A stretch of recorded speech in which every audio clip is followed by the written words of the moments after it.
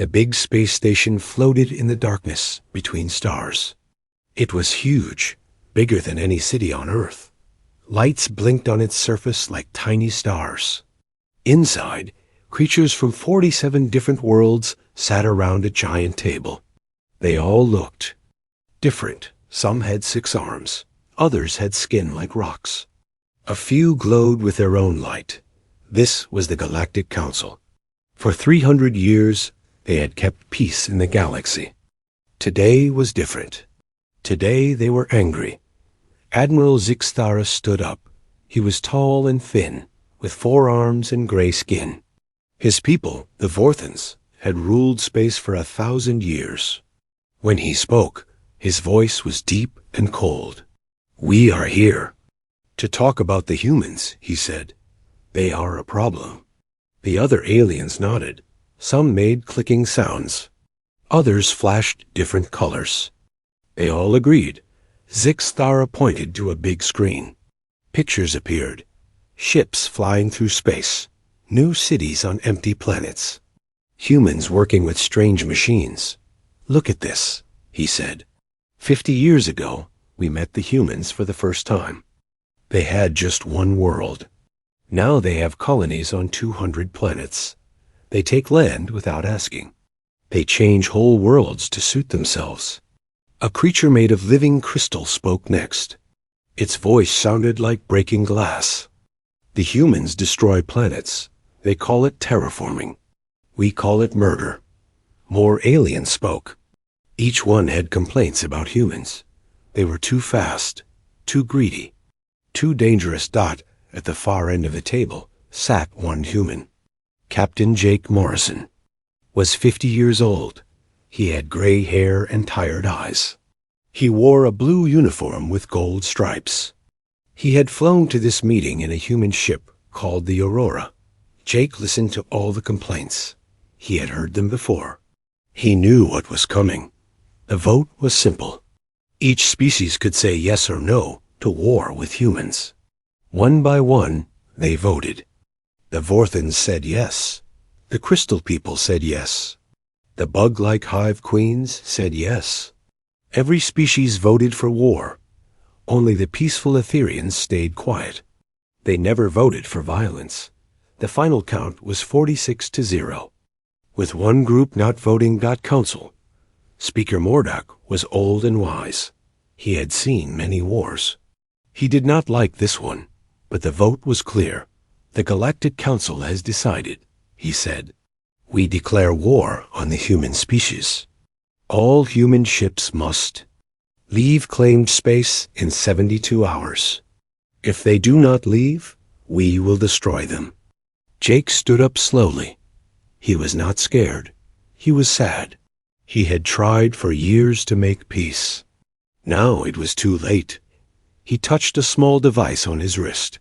It glowed blue. The device sent messages faster than light across the galaxy. "Control, this is Morrison," he said. "Send code black to all human settlements. The war is starting."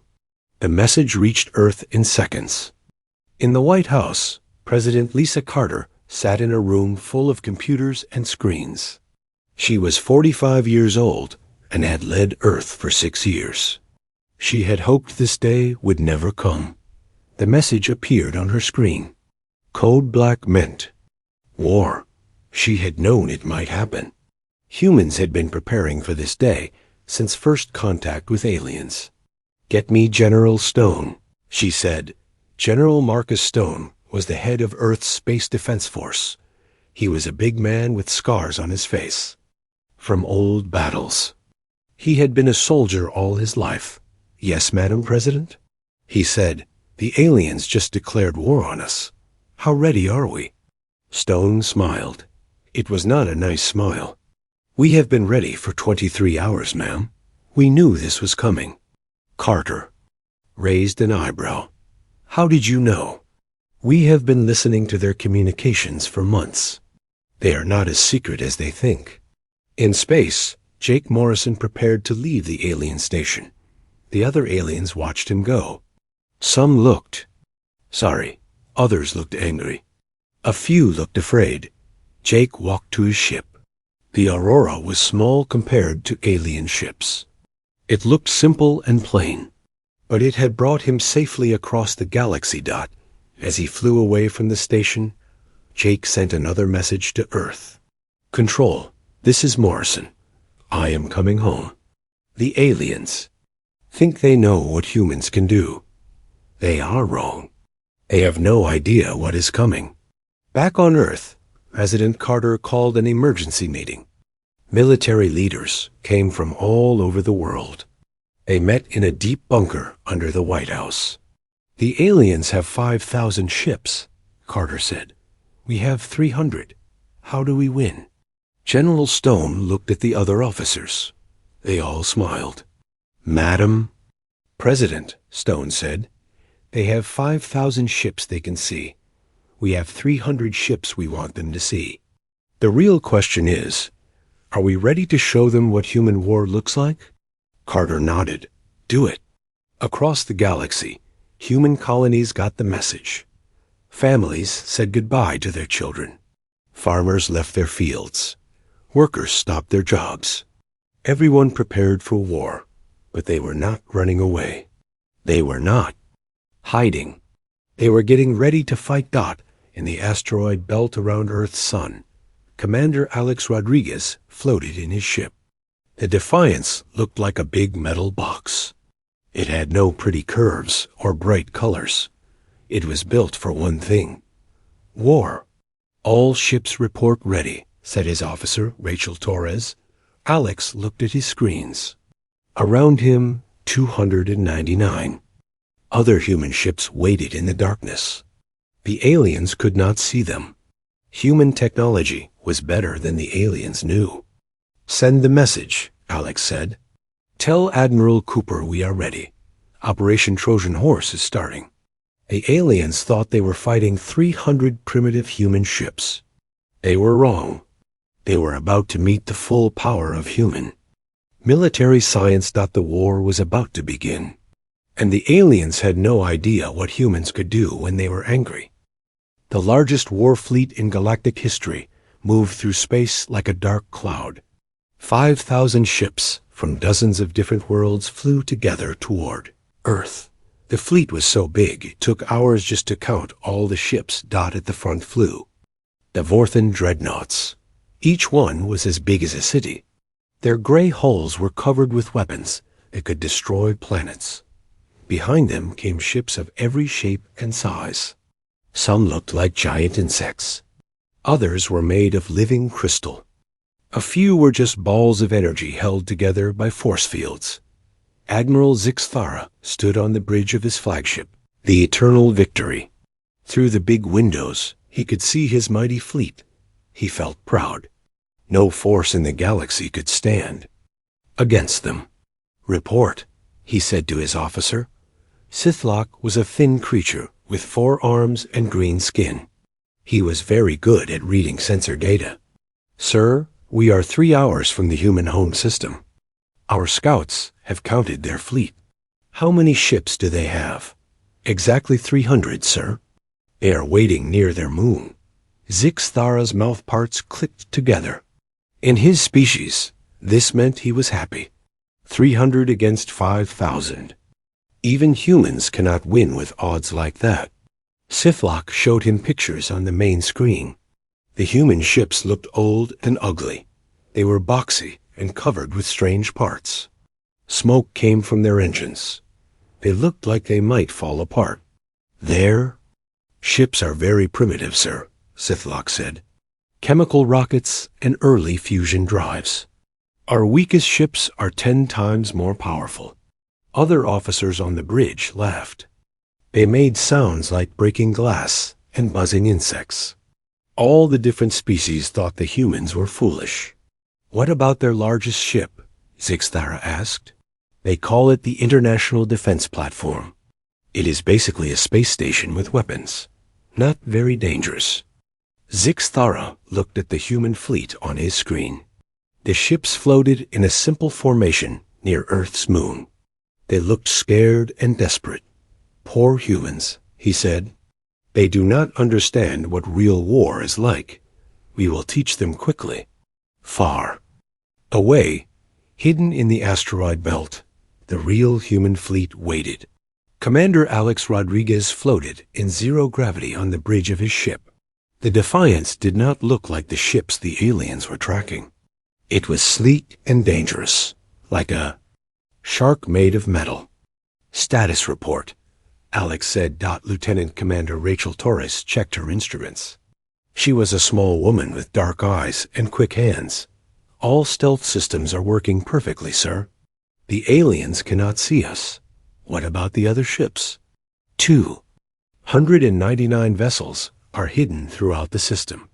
The enemy is tracking our decoy fleet exactly as we planned. Alex smiled. Humans had learned to fight by fighting each other for thousands of years. They knew things about war that peaceful aliens had never imagined. Signal Admiral Cooper on. The moon base. Tell her the trap is set. On the hidden side of Earth's moon, Admiral Cooper watched the alien fleet approach. She was an old woman with white hair and cold blue eyes. She had fought in 3 wars and won them all. The moon base looked like a simple research station, but under the ground were weapons that could crack planets in half. The aliens did not know this. "Ma'am," said her aide, Captain Brown, "the alien fleet will be in range in 2 hours. "Good," Cooper said. "How are our decoy ships doing?" "They are performing perfectly. The aliens think they are our entire fleet." Cooper looked at a secret screen that showed the real human fleet. Invisible ships waited everywhere. In the asteroid belt, behind Jupiter's moons, even hiding in the shadows of Earth itself. "Send a message to all ships," she said. "Today we show the galaxy what happens when you threaten humanity." The alien fleet got closer to Earth. Admiral Zixthara opened a communication channel to the human ships. "Attention, primitive humans," his voice boomed through space. "You are outnumbered 16-1. Surrender now, and your death will be quick." The human who answered was Commander Katie Brooks. She sat on the bridge of a decoy ship that looked old and broken, but Katie was not scared. She had volunteered for this mission. "Admiral," she said in a sweet voice, "why don't you take that offer and stick it where your sun doesn't shine?" The bridge of the alien flagship went quiet. Then Zixthara's officers began to buzz and click with anger. No one had ever spoken to them like that. "Destroy them all," Zixthara ordered. The alien fleet opened fire. Thousands of energy beams and missiles streaked toward the human ships. The space around Earth's moon lit up like a fireworks show. The first human ships exploded in bright balls of fire. Then more ships died, and more.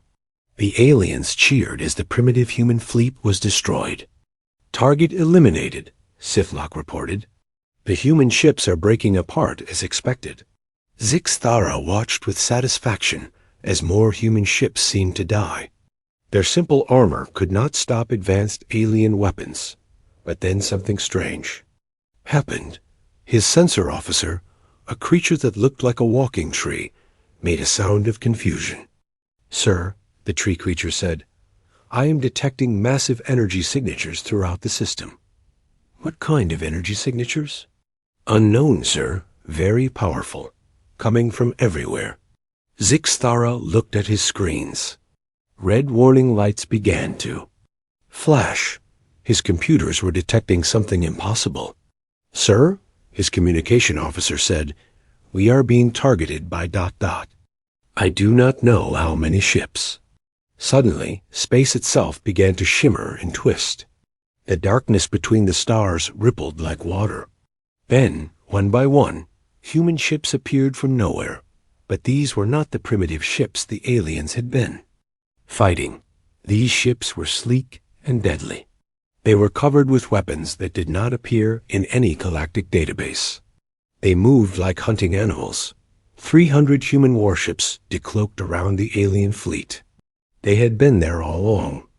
Invisible and waiting Commander, Alex Rodriguez's voice cut through all radio frequencies.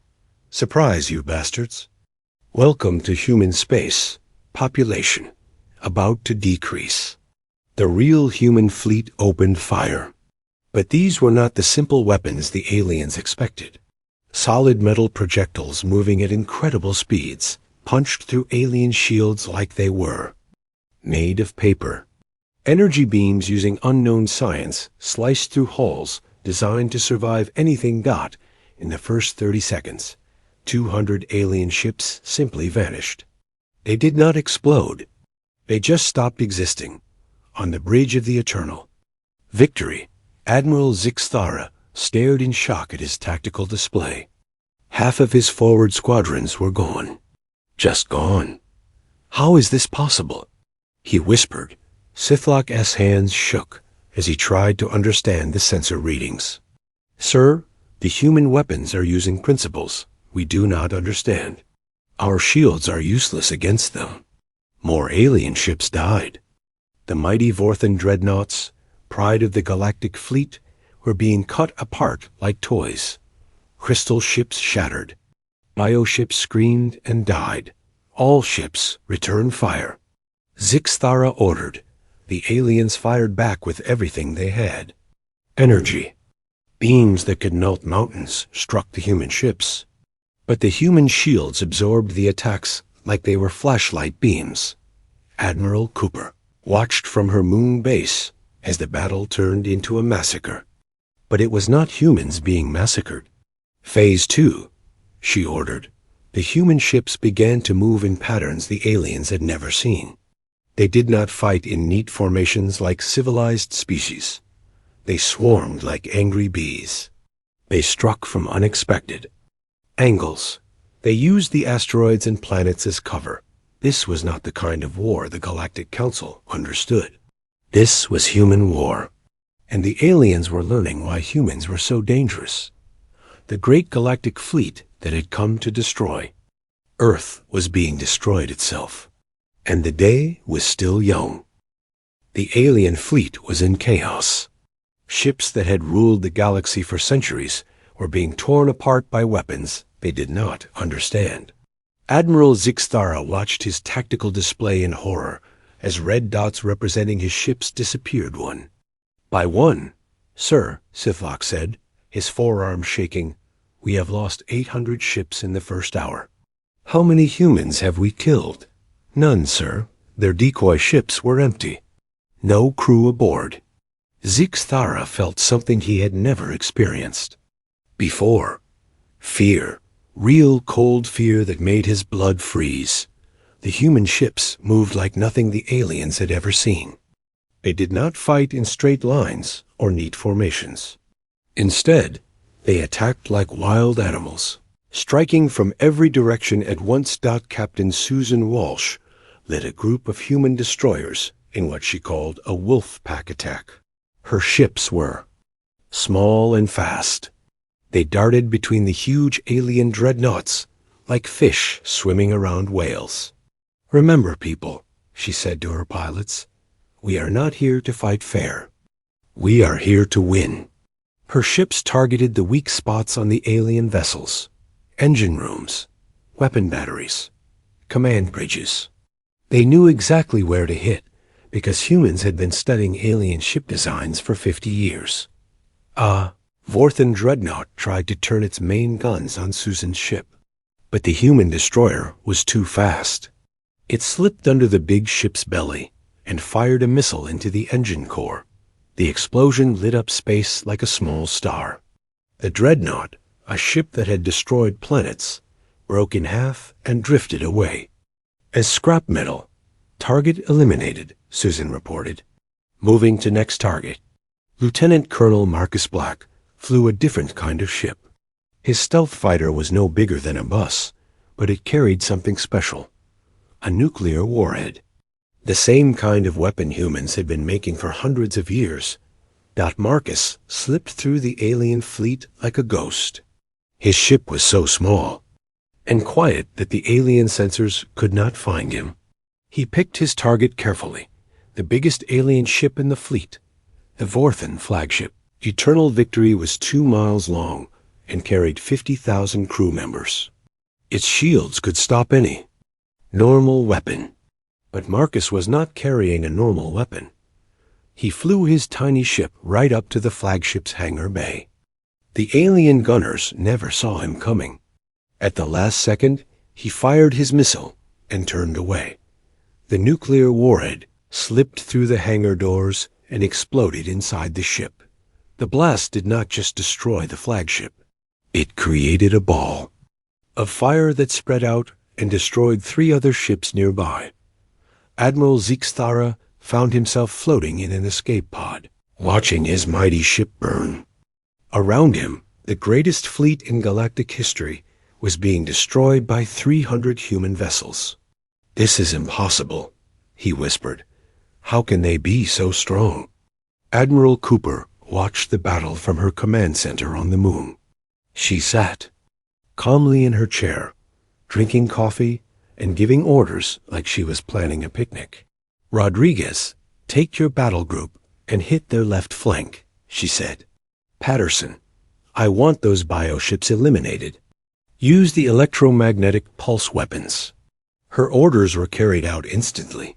Human ships moved with perfect coordination. They had trained for this kind of battle for decades. The bioships of the Hive Queens were living creatures the size of skyscrapers. They could heal from damage and grow new weapons. But they had one weakness. They needed electrical signals to control their bodies. Captain Patterson led 12 human ships in an attack on the bioships. But instead of regular weapons, his ships fired electromagnetic pulses. The invisible energy waves scrambled the bioships' nervous systems. The great living ships began to convulse and twist.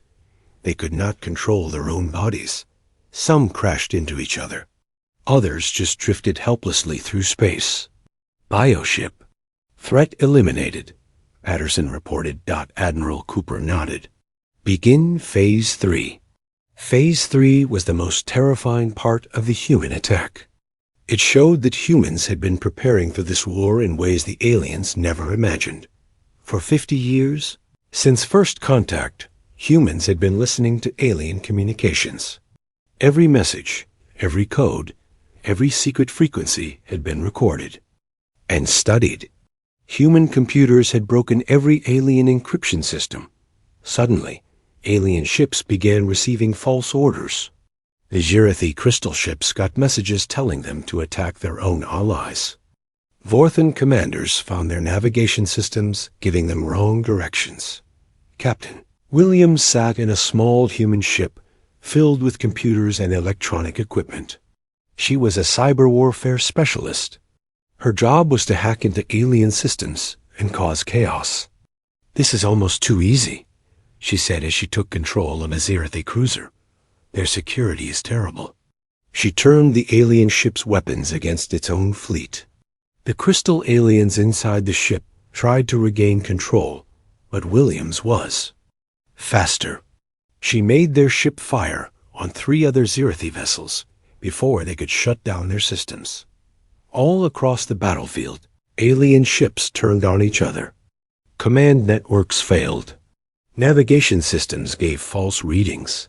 Weapons fired at the wrong targets. The aliens had never faced an enemy like this. They were used to honorable combat between fleets. But humans fought with their minds as well as their weapons. Commander Alex Rodriguez coordinated the cyber attacks from his flagship. His bridge was filled with computer specialists who spoke in quick technical language. "Enemy command network is down," reported Lieutenant Torres. "Their fleet commanders cannot talk to each other." "Excellent," Alex said. "Now they are just individual ships fighting alone." He was right. The great alien fleet had become a mob of confused ships with no central command. They fired wildly in all directions. Many hit their own allies by mistake. Meanwhile, the human ships worked together like parts of a single organism. Every ship knew what every other ship was doing. Their communications were protected by codes the aliens could not break. The battle that was supposed to destroy humanity became a demonstration of human superiority, not just in weapons, but in tactics, strategy, and technology. Admiral Zixthara's escape pod drifted through the wreckage of his fleet. Around him floated the remains of 5,000 ships. The pride of 46 civilizations had been reduced to scrap metal and debris. His communicator crackled to life. It was a human voice, calm and professional. Attention, surviving alien vessels. This is Admiral Cooper of the Earth Defense Force. You have 60 seconds to surrender or be destroyed. We do not want to kill you, but we will if you force us to. Zixthara looked at what was left of his mighty armada. Less than 1,000 ships remained, and most of those were damaged. The humans had lost exactly 0 ships. He activated his communicator with a shaking hand. This is Admiral Zixthara of the Vorthan Empire, he said. We surrender. Across the battlefield, the remaining alien ships powered down their weapons and activated distress beacons. The greatest military defeat in galactic history was complete. The war that was meant to destroy humanity had lasted exactly 4 hours, and humanity had won without losing a single life. The space around Earth looked like a ship graveyard. Pieces of alien vessels drifted everywhere. Some were as big as buildings. Others were just tiny bits of metal catching the light from Earth's sun. Admiral Cooper stood on the observation deck of her moon base, looking out at the wreckage.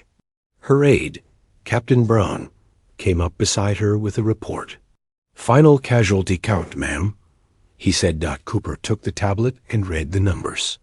Her face showed no emotion, but inside she felt sick. War was always ugly, even when you won. 4,847 alien ships destroyed or disabled, she read aloud. Human losses, 37 decoy drones. 0 crew casualties. Captain Brown nodded. The alien survivors are requesting permission to collect their dead and wounded. Granted, Cooper said. Send medical ships to help them. And Captain? Yes. Ma'am? Make sure our people treat the alien wounded with respect. They were following orders, just like we were. In the wreckage of his flagship, Admiral Zixthara waited for rescue. His escape pod was running low on air.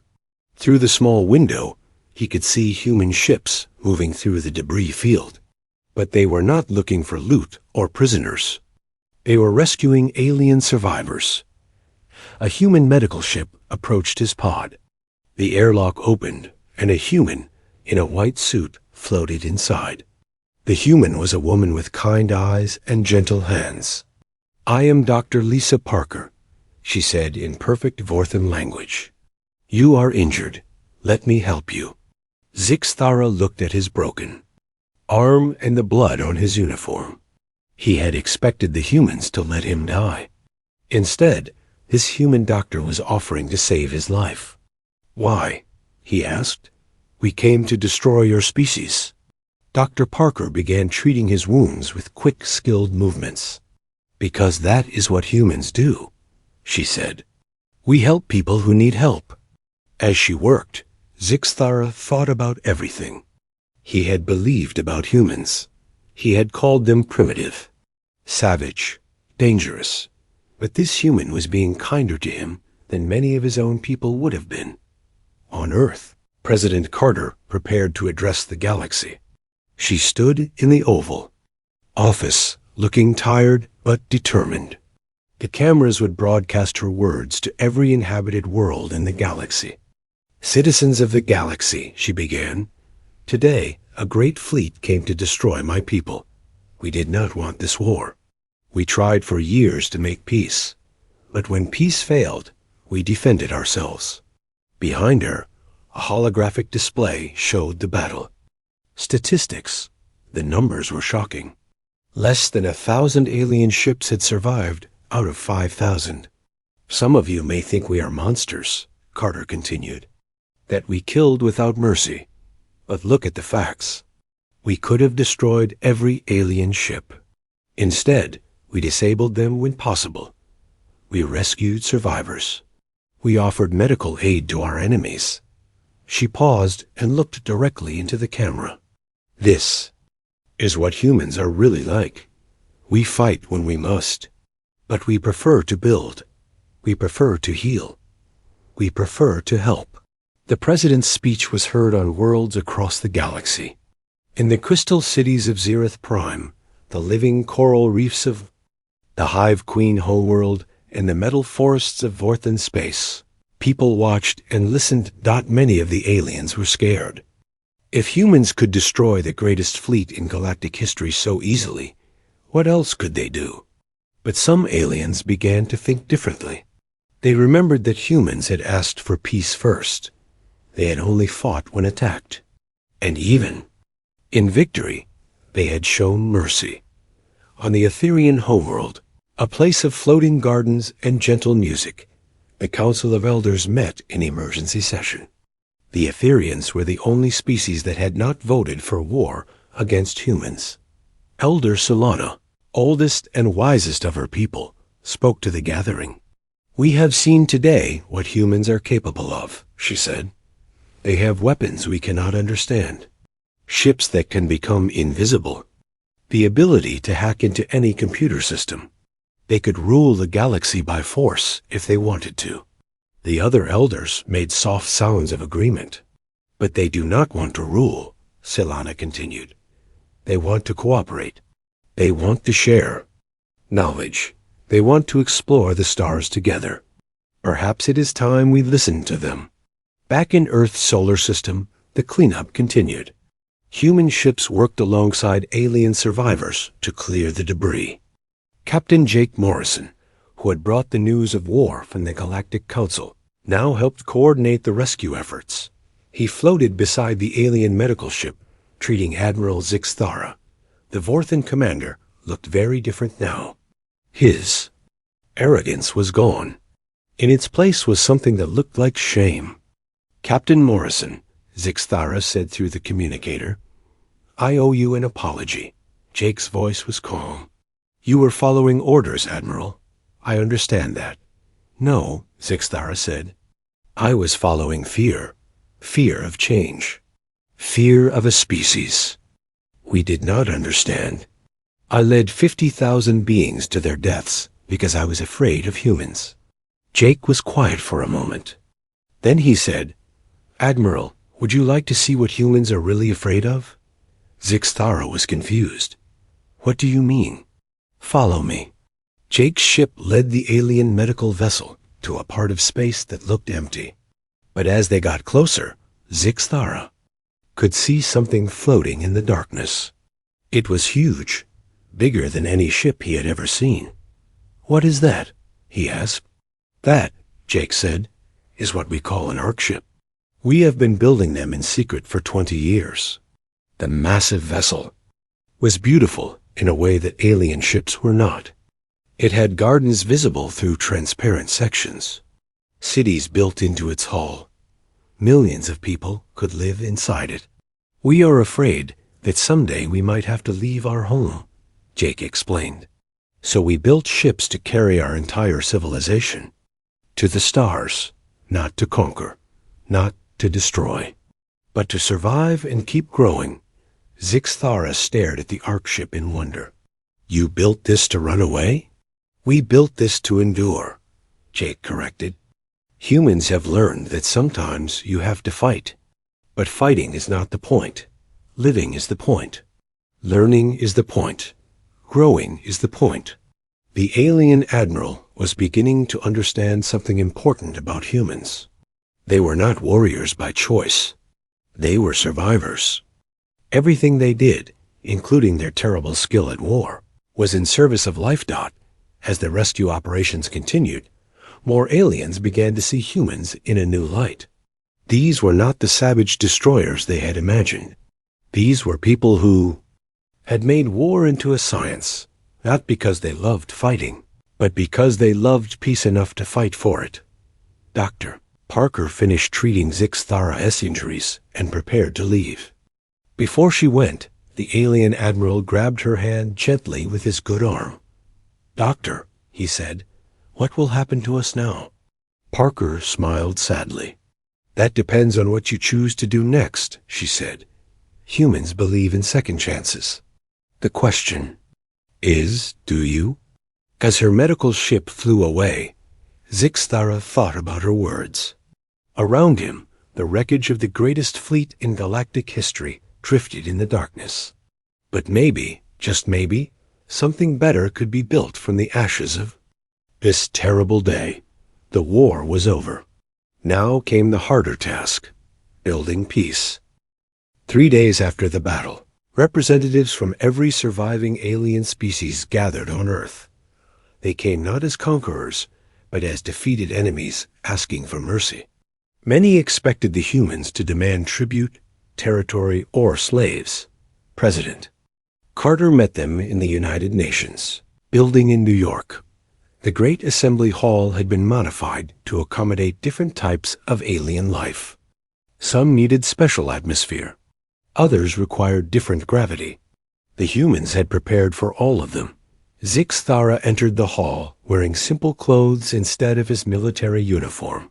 His arm was in a sling from his injuries, but he could walk. Behind him came representatives from 46 different worlds. They all looked nervous. In their cultures, defeat in war meant slavery or death. They did not know what humans would do to them. President Carter stood at the podium. She looked tired but determined. Behind her sat the most important humans in government, military, and science. But there were no weapons in sight, no guards with guns.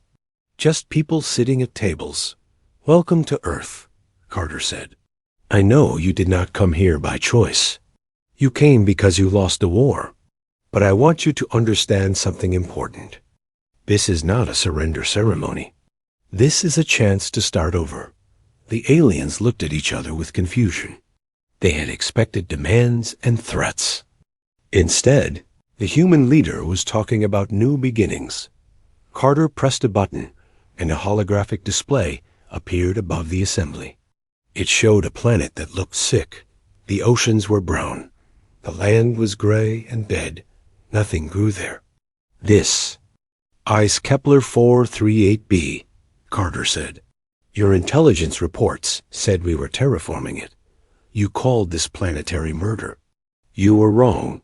The display changed. Now it showed the same planet, but green and blue and beautiful. Oceans sparkled in the sunlight. Forests covered the continents. Cities could be seen from space, but they looked like they belonged there. This is Kepler 438b today," Carter continued. "We did not murder this planet. We healed it. The previous inhabitants had poisoned their world with industrial waste. We cleaned it up." Dr. Janet Pierce, Earth's leading scientist, stepped forward. She was a small woman with gray hair and bright eyes. She had spent her life studying other worlds and other species. "What you call terraforming, we call restoration," Dr. Pierce explained. "We have the technology to repair damaged planets, to bring dead worlds back to life, to create homes where life can flourish." She pressed another button. The display showed dozens of worlds. Some were desert planets that had been given water. Others were frozen worlds that had been warmed. Ice worlds had been melted. Poisoned worlds had been cleaned. "We have been trying to tell you this for 50 years, Dr. Pierce said. "We want to help. Every species has something unique to offer. The Etherians understand how to work with living systems. The Zirathi know how to grow perfect crystals. The Vorthans are master builders." Admiral Zixthara stood up slowly. His voice was quiet when he spoke. "Why?" he asked. "Why do you want to help us? We came to destroy you." President Carter looked at him with sad eyes. "Because that is what humans do," she said. "We help people who need help, even people who have hurt us."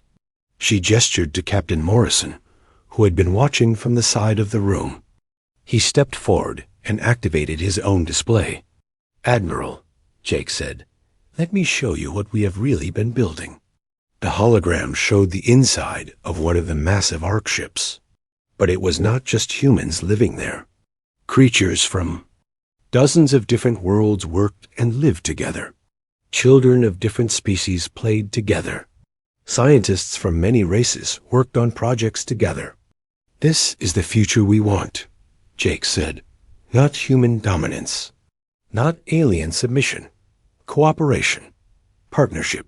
Friendship." An alien who looked like a walking tree raised one of its branch arms. "What do you want from us in return?" Carter smiled for the first time since the meeting began. "We want you to teach us," she said. "Humans are good at some things. War, unfortunately, is one of them.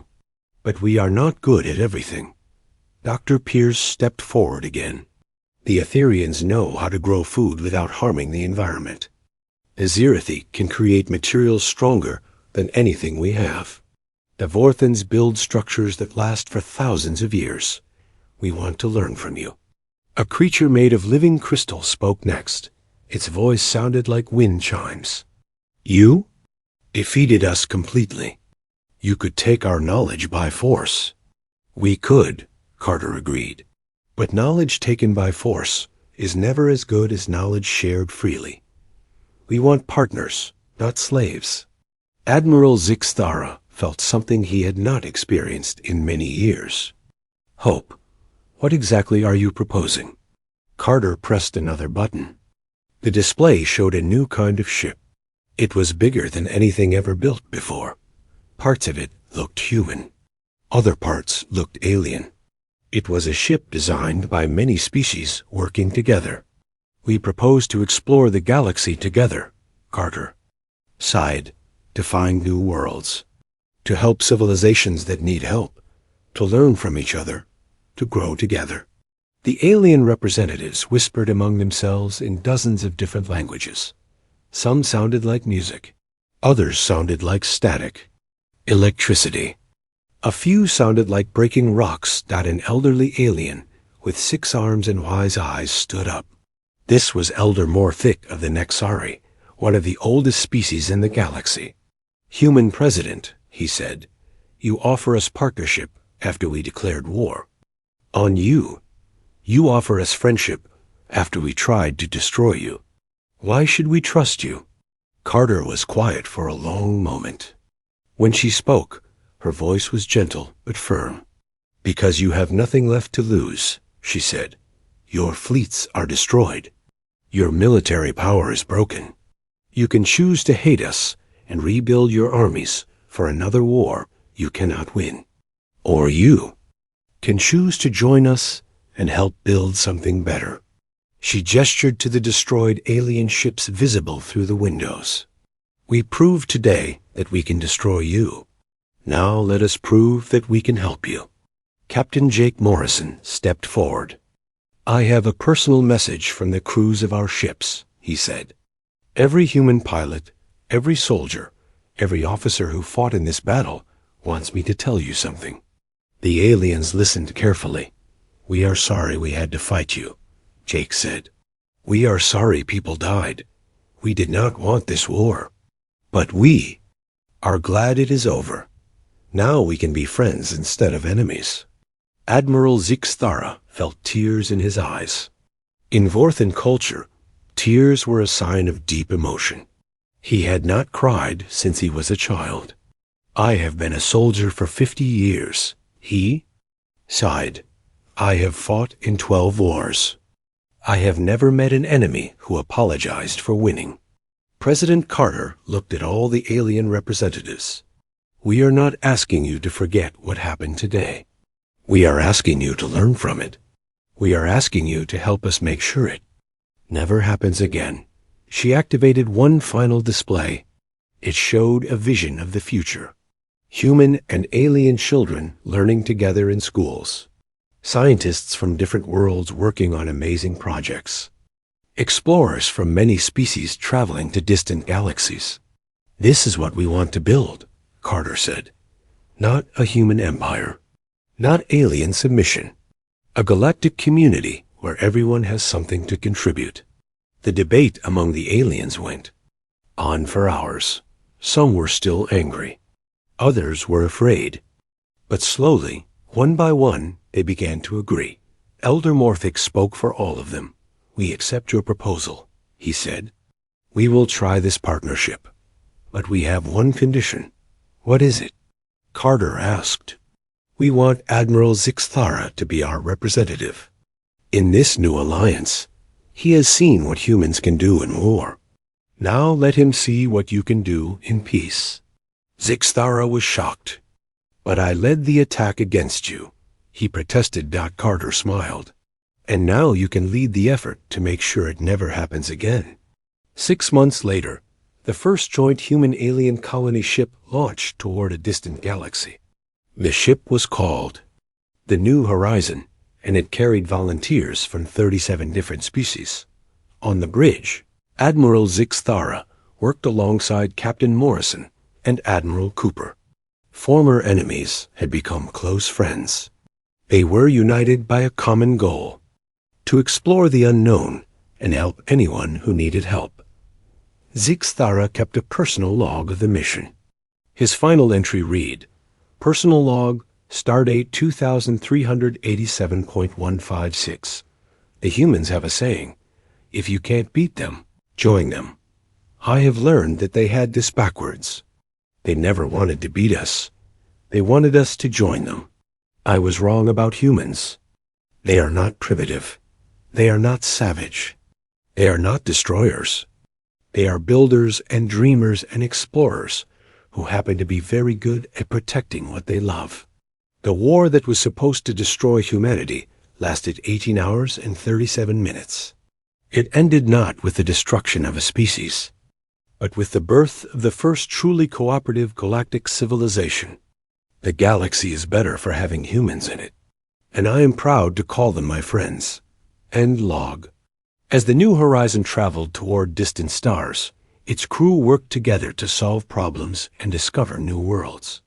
The war that had started with fear and hatred had ended with hope and friendship. And in the end, it made all the difference in the galaxy.